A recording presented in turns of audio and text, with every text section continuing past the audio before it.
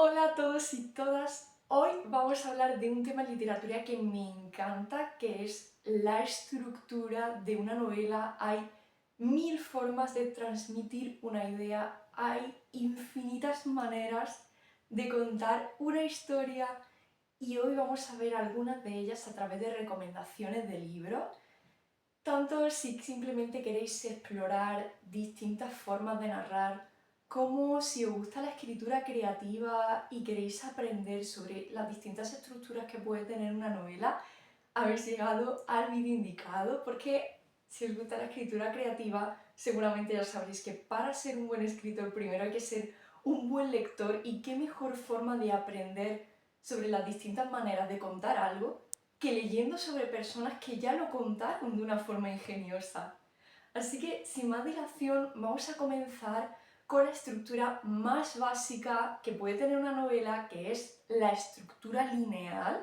Sencillamente contar todo como sucede en orden cronológico. Una historia tiene un principio y tiene un final. Estructura clásica en un cuento, en novelas de aventuras, novelas de viajes, por ejemplo en La isla del tesoro, de Robert Louis Stevenson. Es cierto que al principio el protagonista narra los hechos desde el futuro, como diciendo, me han pedido que cuente esta historia, pero es solo una breve introducción y luego ya a partir de ahí todo el viaje se cuenta en orden cronológico. Otros ejemplos que siguen esta estructura lineal, por ejemplo en la fantasía, son las Crónicas de Narnia, 7 libros preciosos, adorables, de los cuales he leído 4 y tengo los demás pendientes. El más famoso de ellos es El león, la bruja y el armario, la historia de 4 niños que tienen que marcharse al campo durante la guerra y pues que van a encontrar un peculiar armario en la casa a la que se van a vivir, que les va a llevar a un mundo mágico, un mundo de fantasía llamado Narnia, y estos 4 hermanos se van a convertir en los héroes de este mundo. Y es una historia preciosa, un clásico de la fantasía y de la infancia. Otros ejemplos de estructura lineal también en el ámbito de la fantasía es por ejemplo, Momo, de Michael Ende. Es la historia también muy adorable de una niña bastante misteriosa, ya que no sabemos cuáles son sus orígenes ni cuál es su familia, pero de repente aparece en la ciudad y comienza a hacer amigos. Es una niña muy especial que va a salvar a la humanidad de los hombres grises, los hombres que tratan de robarle el tiempo a las personas. Y al igual que La historia interminable, que es la otra gran novela de Michael Ende, detrás de toda esta fantasía como más infantil e inocente tiene un mensaje muy muy profundo que llega muy dentro incluso cuando se lee siendo adulto. Y otro ejemplo, ya para terminar con estas novelas de estructura lineal, es el clásico Los tres mosqueteros de Alexandre Dumas, un clásico muy divertido que yo leí pues con la curiosidad de descubrir qué había detrás, porque una vez más son estos grandes clásicos que nos crean una imagen estática en la cabeza, pero realmente no somos conscientes de todo lo que hay detrás de ellos hasta que no nos metemos dentro de la novela. Y esta es, bueno, pues la historia de D'Artagnan, que es un muchacho que llega a París y que va a conocer a 3 mosqueteros, Athos, Porthos y Aramis, y que se va a ver envuelto en una serie de intrigas de la corte relacionadas pues con la reina, con el cardenal Richelieu, y pues se narra con muchísimo sentido del humor y tiene pues esta estructura de nuevo de comenzamos en un principio, te presento todos los personajes y voy recorriendo toda la historia de principio a fin, todo este viaje, toda esta aventura. Esta es la estructura clásica de tengo un principio, tengo un final. Y a veces, cuando se hacen ejercicios de escritura creativa, esto es problemático porque vamos buscando este principio cronológico que a veces nos dice la lógica que es el principio de una historia, pero es que las historias no tienen que empezar por el principio. Una historia tiene que empezar donde lo necesite de alguna forma, donde se sienta que es más apropiado para ese tipo de historia. Por ejemplo, la acción puede comenzar justo en el momento más importante en la vida de un personaje o en la historia del mundo que estamos creando. Es el comienzo in media res, en toda la acción, no presentamos nada, directamente saltamos al momento de mayor tensión de la novela, y esto lo escribe muy bien la escritora Chimamanda Ngozi Adichie en La Flor Púrpura. Es la historia de una familia nigeriana muy católica, muy conservadora, y nos cuenta cómo todo se derrumba cuando el hijo de esta familia decide el Domingo de Ramos no ir a la iglesia. Eso marca un antes y un después en la historia, es el punto clave que va a determinar el orden de ciertos acontecimientos bastante oscuros que vendrán después. Y wow, te deja con muchas ganas de leer más. Es algo que es un comienzo que viene muy bien para novelas que son así, pues de mucha intriga, en este caso dramas familiares, pero también podría aplicarse a novelas que tengan que ver más con el misterio también. Esta es una historia que comienza pues en ese momento álgido, en media res, luego vuelve atrás, te va contando todo lo que sucede antes de ese momento y luego te cuenta lo que sucede después. Otro ejemplo de una historia en media res sería El Camino de los Reyes de Brandon Sanderson. No es el mejor ejemplo porque hay muchos personajes, hay muchas historias, pero cuando estaba elaborando el guión para este vídeo me di cuenta de que sí que comienza en media res para uno de los personajes concretamente, que es el personaje de Kaladin, que es sin duda mi favorito de esta historia.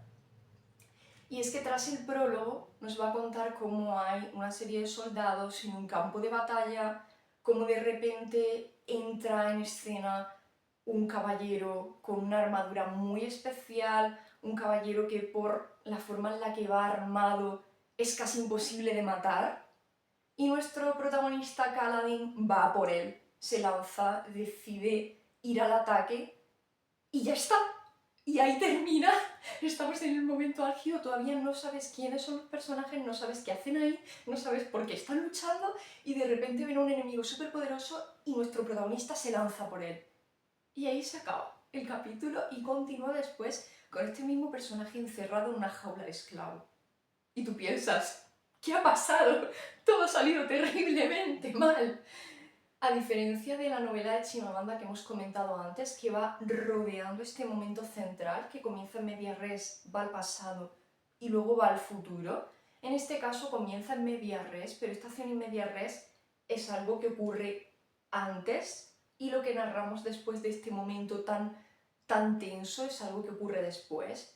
Y a continuación la novela irá haciendo flashbacks, pero eso es otro tipo de estructura que presentaremos más adelante en el vídeo. Solo quería resaltar pues este hecho de que empezar una novela en media res luego no tiene por qué determinar el tiempo del resto de la novela. Las cosas pueden suceder antes o pueden suceder después de ese momento de comienzo álgido, tenso, con las emociones a flor de piel. Otra estructura que puede tener una novela en su comienzo es que puede comenzar por el final o puede tener una estructura circular. Ambas estructuras son geniales para crear intriga, para dejarte pensando, sobre todo cuando llegas al final, y si la novela se ha narrado empezando por lo que ocurre después en el tiempo, pues te crea como una necesidad de volver al principio y crea un bucle muy parecido al de la estructura circular de he terminado pero he vuelto al principio y me he dado cuenta de que la novela empieza y termina exactamente igual, pero que lo que yo leí al principio tiene ahora un significado muchísimo más profundo.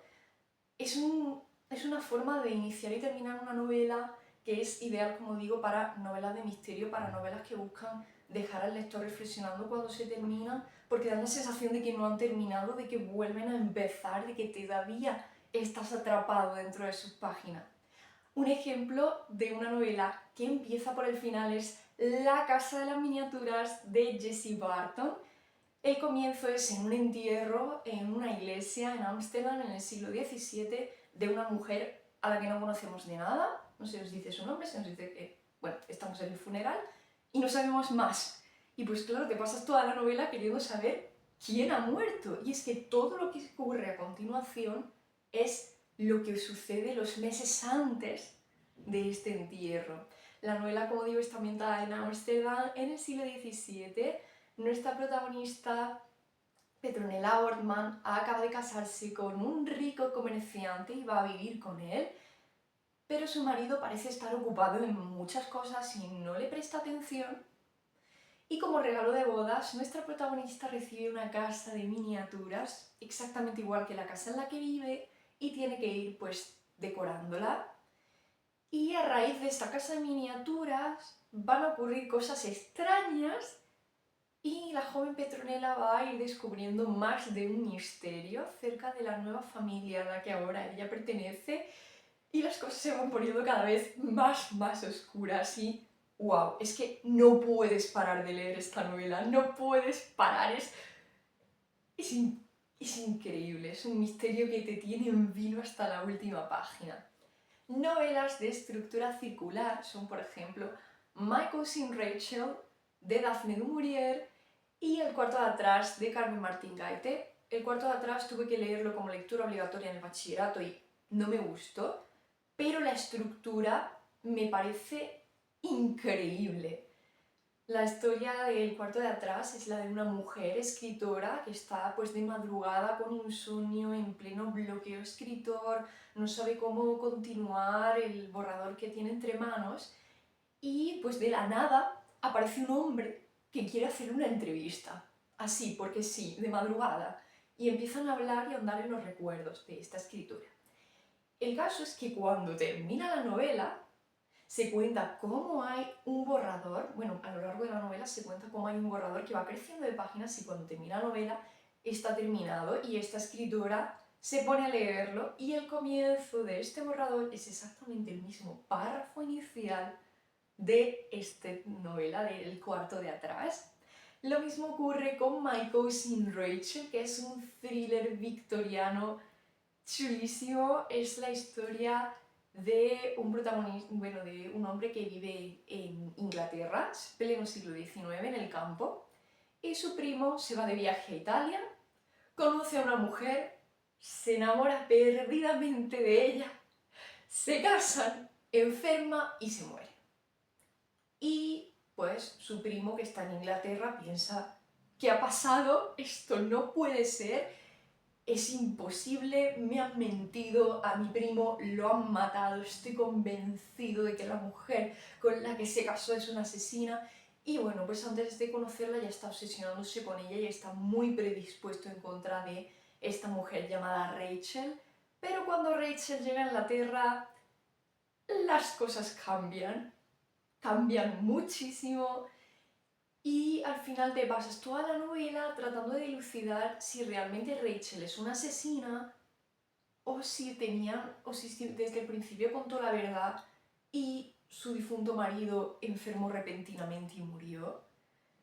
Es una novela que parece pacífica en principio porque te cuenta cómo va viviendo la familia en el campo, parece muy relajado, pero al mismo tiempo hay una serie de notas discordantes, hay de fondo una atmósfera siniestra, y esto se ve perfectamente en su principio y en su final, en esta estructura circular.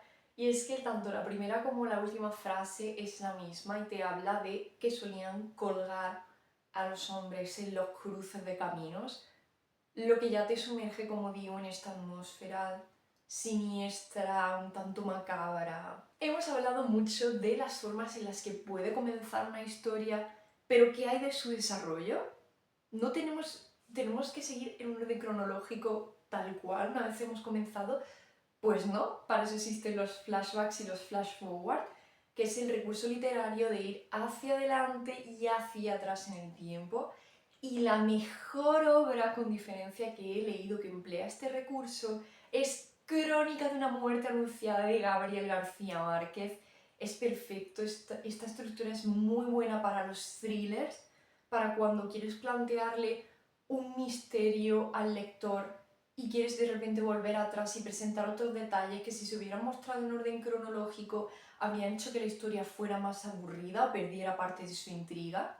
También es un recurso muy bueno cuando quieres mostrar el pasado de un personaje para conocerlo mejor, pero en el momento no es... Pero si lo hicieras cronológicamente de nuevo la historia pues perdería agilidad, sería más lenta, más aburrida.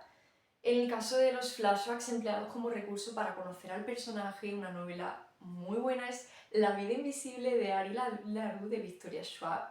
Pero volviendo a Crónica de una muerte anunciada. Esta es la historia de un hombre al que matan una mañana y toda la novela va dando saltos hacia adelante y hacia atrás, contando el punto de vista de las distintas personas que viven en el pueblo y que tenían conocimiento de que este asesinato iba a producirse. Y casi se siente como si el lector fuera una especie de detective y estuviera reuniendo pistas para entender de verdad qué fue lo que pasó con en este asesinato. La vida invisible de Ali LaRue, por el contrario, es una historia de fantasía que va dando saltos temporales entre Francia y otras partes del mundo en distintas épocas y Nueva York en la actualidad. Esta es la historia de una jovencita que vive en un pueblo en Francia en el siglo XVIII y que para huir de un matrimonio no deseado decide refugiarse en el bosque por la noche y termina haciendo un trato con un dios de la oscuridad que le permite ser libre y hacer lo que quiera, le da la inmortalidad a cambio de no ser recordada jamás, de no poder dejar una huella en el mundo, de ser un fantasma. Y la novela pues nos va a contar cómo ella vive ahora en Nueva York y cómo su forma de dejar huellas a través de la inspiración de artistas, de que otros dejen su huella a través del arte, cosa que me parece precioso, y de vez en cuando pues va haciendo estos flashbacks al pasado, a distintas épocas, para entender todo el recorrido que tuvo ese personaje hasta llegar ahí. Otro recurso que le aporta vida a nuestra estructura es la narración encuadrada, es hacer como muñecas rusas con las historias y meter historias dentro de otras. Por ejemplo, en Frankenstein, la historia comienza con un investigador que está en el Polo Norte, que le está escribiendo cartas a su familia y que de repente se encuentra con Víctor Frankenstein. Y entonces Víctor Frankenstein cuenta su propia historia de cómo dio vida a su criatura. Así que tienes este argumento un poco más en la superficie, que es la de un investigador que está en el Polo Norte y de repente se topa con un tipo extraño que le va a contar una historia. Y luego tienes la capa más profunda, que es la que todos conocemos, que es la historia del científico que dio vida a una criatura. Otro ejemplo de narración encuadrada es Cumbre Borrascosas. Aquí hay un montón de personajes que tienen su propia versión de los hechos y tenemos a alguien que cuenta una historia y de repente se para y te presenta a otro personaje que a su vez va a contar su propia historia y de nuevo pues se siente como muñecas rusas, historias abrazándose unas a otras. Este también el caso, si bien con una ligera variación de Lazarillo de Tormes, que es un clásico español que nos va hablando de un niño en el siglo XVII que va teniendo una serie de amos que lo tratan muy mal. Cada amo es distinto, pero todos son bastante malos. Y son como pequeñas historias que van siguiendo la vida de este niño, pero están dentro de un contexto más general, que es una carta que este chico le está escribiendo a alguien para justificar un caso. Tenemos este argumento de nuevo en la superficie de tú me has pedido que te explique vuesa merced, es el tratamiento que se usaba en la época, vuesa merced me pide que le explique un caso, el caso es que su mujer está con otro hombre y él no está haciendo nada al respecto. Y como justificación para todo esto empieza a relatar todas las historias de su vida. A mí me parece que si bien ese círculo externo de la historia es un poquito más, es algo más difícil de ver, me sigue pareciendo interesante cómo tienes una historia general, un punto de vista, una justificación y luego tienes ya la historia más profunda de todos los amos que fue teniendo el protagonista de este clásico. Y hablando de cartas, otra forma de escribir una novela es mediante documentos y cartas, hacer una novela epistolar donde cada texto se corresponde con una carta que un personaje le envió a otro. Un clásico que usa este recurso es Drácula de Bram Stoker, donde tienes hasta un fragmento que pertenece a un periódico, donde se habla de la noticia del naufragio de un barco, el barco donde precisamente Drácula llegó a Inglaterra. También tenemos las cartas de Lucy, de Mina, el diario de Jonathan Harker, el diario del Dr. Seward. Parece como si un detective hubiera reunido un montón de bibliografía para documentarse sobre un caso. Y esto hace que precisamente esta novela, que tiene pues ese misterio y esa temática de vampiros, sea aún más original y nos metamos aún más en la historia. Pero es que podemos ir más allá y no tiene ni siquiera por qué ser cartas, puede ser cualquier otra cosa, puede ser un libro de cocina, como ya lo hizo Laura Esquivel en Como agua para chocolate, preciosa novela ambientada en un rancho en México. Esta es la historia de Tita, que está perdidamente enamorada de un chico, pero no puede casarse con él, ya que como hija menor debe cuidar de su madre y debe destinarse a, pues su vida debe estar destinada al hogar, a la cocina y a hacer pues todas esas labores domésticas que al final terminan encerrando a ese personaje en casa. Y pues nuestra pobre Tita tiene que sufrir mucho, ya que el hombre al que ella ama termina casándose con su propia hermana y es toda una historia de amor frustrado hasta que llega al final y bueno, pasan otras cosas que no vamos a contar. Y es muy interesante su estructura, es muy original porque el inicio de cada capítulo es una receta, te presenta los ingredientes, empieza a hablar de cómo se elabora el plato y de repente enlaza la receta con los acontecimientos de la historia y es precioso, es wow. Yo cuando lo leí me quedé muy sorprendida, me encanta esa originalidad, sobre todo teniendo en cuenta que es una novela tan relacionada con la cocina y con la comida. Es perfecto, es una estructura muy creativa que realmente le da muchísima personalidad a la historia. Y ya para terminar, vamos a hablar de metaliteratura, de introducir libros dentro de otros libros. Esto puede hacerse de distintas maneras. Por ejemplo, puedes crear un libro imaginario que exista en tu mundo de fantasía y puedes exponer pequeños fragmentos al inicio de cada capítulo del libro para aportar más información sobre tu mundo, sobre tu historia. Brandon Sanderson recurre a esto muchísimo en sus novelas. En especial voy a destacar Nacido de la Bruma porque me parecen adivinanzas. Cada uno de los libros de la trilogía principal tiene una serie de fragmentos al inicio de cada capítulo que corresponden a un documento concreto en ese mundo. Pero tú no sabes qué tipo de documento es, no sabes quién lo escribió, no sabes de qué trata. Y a lo largo de cada una de las 3 novelas vas a descubrir ese misterio, vas a descubrir quién escribió cada uno de estos documentos que acompañan a los 3 libros. Y me parece muy divertido porque es casi como resolver un enigma que transcurre paralelo a la historia principal y me encanta, me parece un recurso brillante porque además son misterios que, como digo, acompañan a la historia y la complementan muy bien. Laura Gallego, por ejemplo, recurrió a esta misma idea en el libro de los portales. En este caso sí sabemos a qué pertenece cada fragmento, pero de alguna forma también nos aportan información que sirve a cada capítulo concreto y son documentos pues, relacionados pues, eso, con la regulación, con las normas del mundo, con la escuela donde estudia esta gente. El libro de los portales es como, bueno, pues como ya indica el nombre, es un mundo donde existe una serie de portales y hay una escuela, una academia donde se forman los pintores de portales y aprenden todo lo necesario para crearlos.